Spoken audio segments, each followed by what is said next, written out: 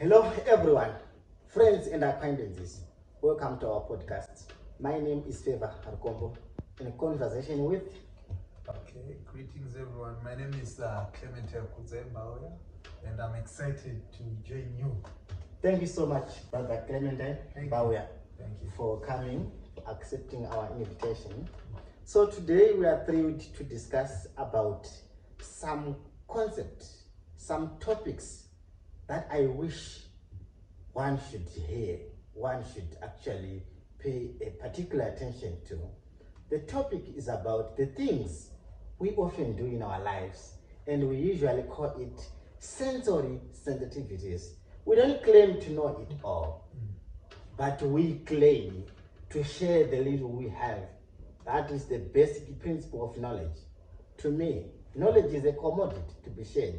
For knowledge to pay dividends, it should not remain the monopoly of the separate few. Welcome, brother. What do you understand by sensory sensitivity? So I can see you have put in place, especially on this table, there is quite some gadgets here. True. And it's a very interesting topic in which you have outlined. So before we go any further, let's just maybe identify the things we have on the table. Thank you so much. And the reason why we have these things. I think everyone can see the setup here. The things that are put on this table. Let's try to find out what is actually here and what is the purpose of putting all these things that we have put on this table. Number one, what is this? That one is a clone, obviously. Of course, if you actually talk of the clone, what comes into my mind is we have five senses. It's actually sense of smell. Sense of smell. Yes. And we have this one, the Oraimo. You love music. Yeah, sure. Interesting. Going back to our five senses, as we actually see this, we relate to the sense of hearing, of course. Sense of hearing, of course. Of course, together with the brother.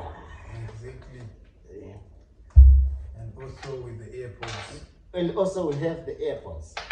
And then on the table we also have smartphones, which also encompasses a lot of senses. We have visual, and we can sometimes play, listening, touch, feeling.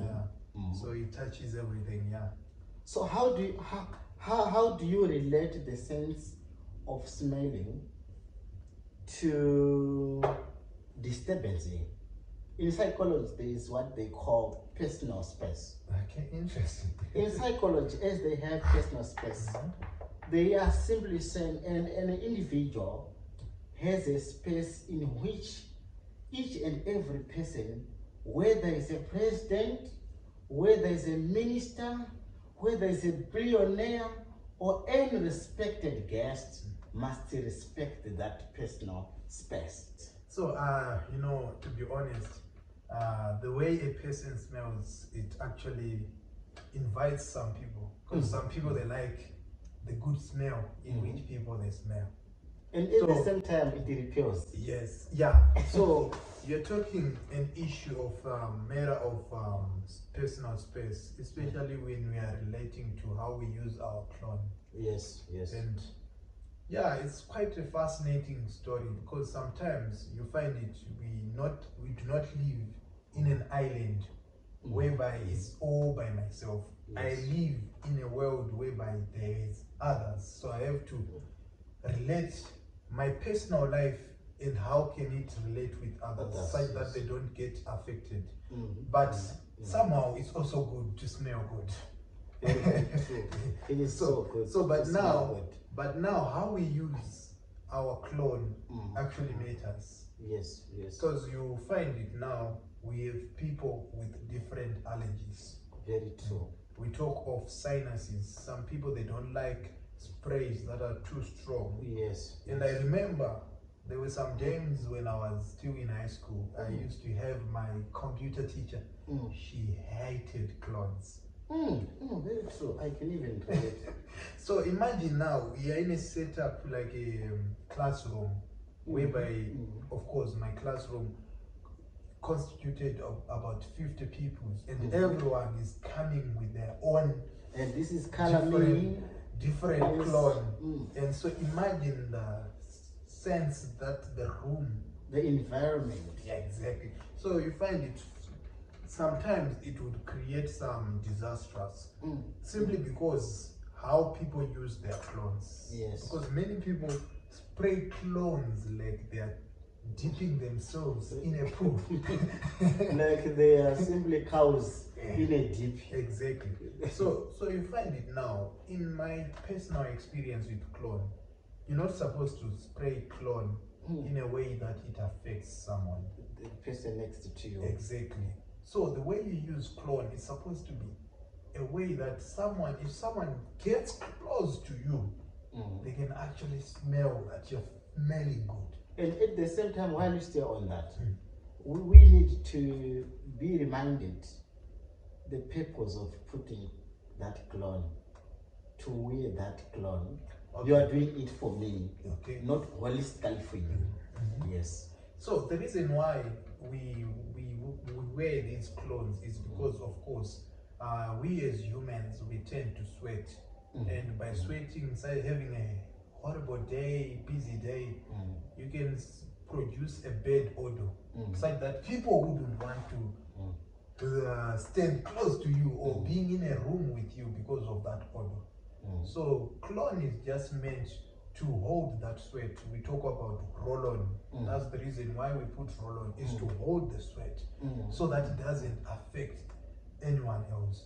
And also cologne is also meant to produce that mesmerizing smell. You see, so that when I'm with you, I'm comfortable. But now overuse of it now can also become a problem. I can be uncomfortable being around you of the too much cologne you've put on you.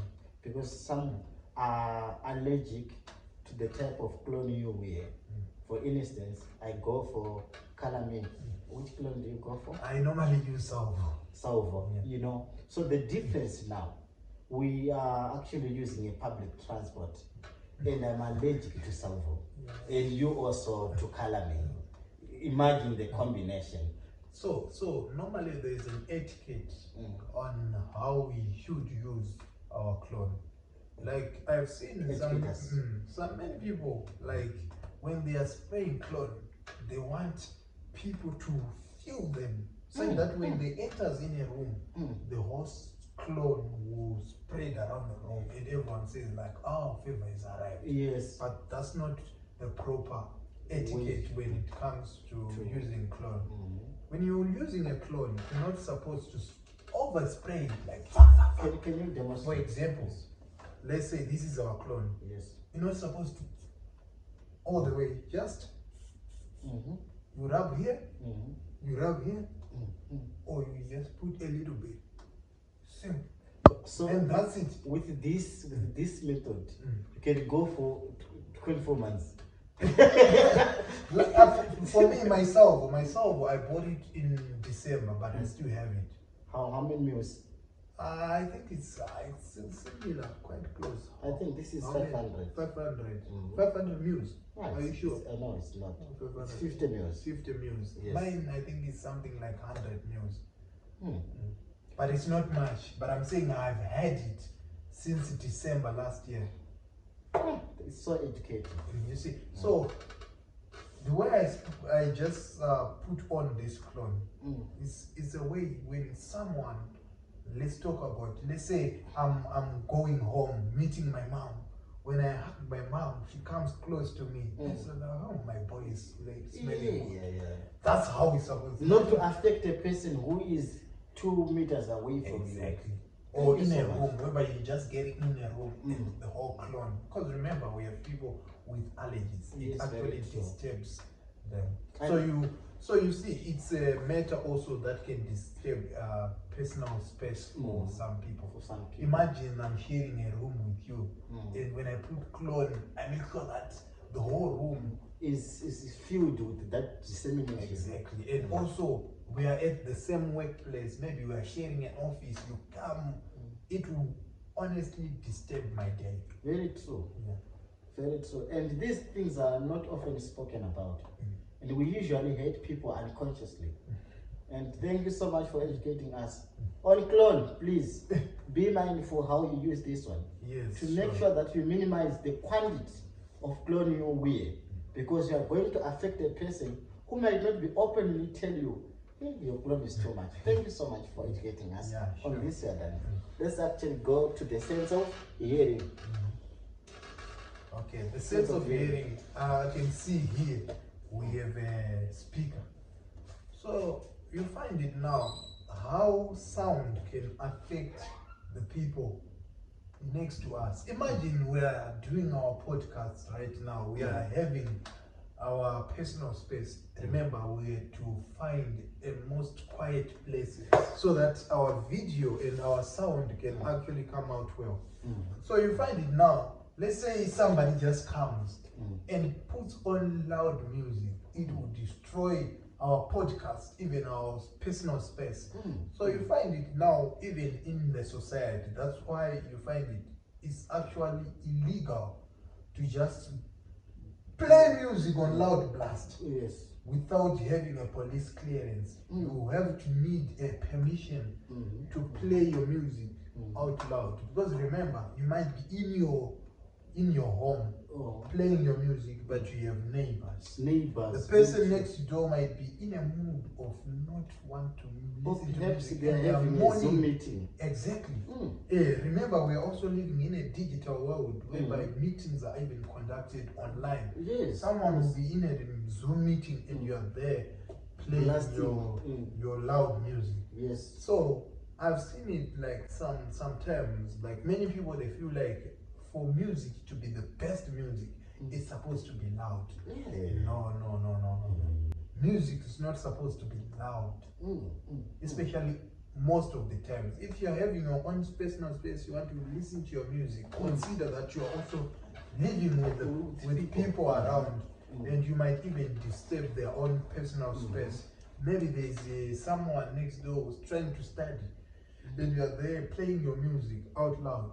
So whenever you're just alone, it's better to put your music on a moderate sound so that you can listen to your music and also hear what's happening around you. If someone knocks on the door, they're supposed to hear that there is a knock. Do not distract what is supposed to be delivered to you by outsiders simply because you have put your music volume on an outblast. Yes, very true. So that's why you find it, even also music, sometimes it also have consequences. Let's take, for example, we have even these headphones and the AirPods. Usually, if you are increasing your volume, especially you are listening to music on headphones, there is actually a message before it goes to full blast. They will give you a warning and say, remember, loud music will destroy your eardrums. Thank you so much for educating us. So you find it now, even music, not only does it affect other people's space, loud music can even affect our hearing. Remember, we're talking about senses. It can even also affect your sense of hearing. Sensory sensitivity. Exactly. Yeah, so I think that's what I have to say. Notwithstanding the fact that whilst we are on music, perhaps you are playing a certain artist that I personally do not go for. Because remember, I don't subscribe to everyone who is in the musical industry. And we are living together. Perhaps we are sharing the room. And you put your own non-Gafarian music. I know. How disturbing is that early in the morning? That would be very tormenting. And perhaps I may not be able to listen to something that you know, like, so it's very, very good for you to put on this, so that I don't listen to your non-Gafarian music, because I'm a Gafarian listener. So I think you have pointed out a very important question. So you find it now, the reason why we have headphones, they are meant to be used for personal. Yes. Like if I'm listening to my music through my headphones, it's only me listening. I'm not even affecting. If I'm listening through my AirPods, it's only me. So you find it, a speaker like that, like this, would be used in a situation whereby there are also other people involved. You understand? Maybe it's a party. We all know we are here for party, and party means music. So that's the agenda. Yes. So that's why you find it so it's better using the AirPods or the headphones for personal use. But if you feel like you don't have this, if you're using a Bluetooth speaker, try to reduce your volume, yes, so that it does not affect so many people. So it's actually called environmental behavior. Exactly. Whereby you are conscious of the things that can distract you and the people around you. And having that consciousness will help us live an examined life. Remember, that which is not examined is not worth living. Very true. The Socrates of the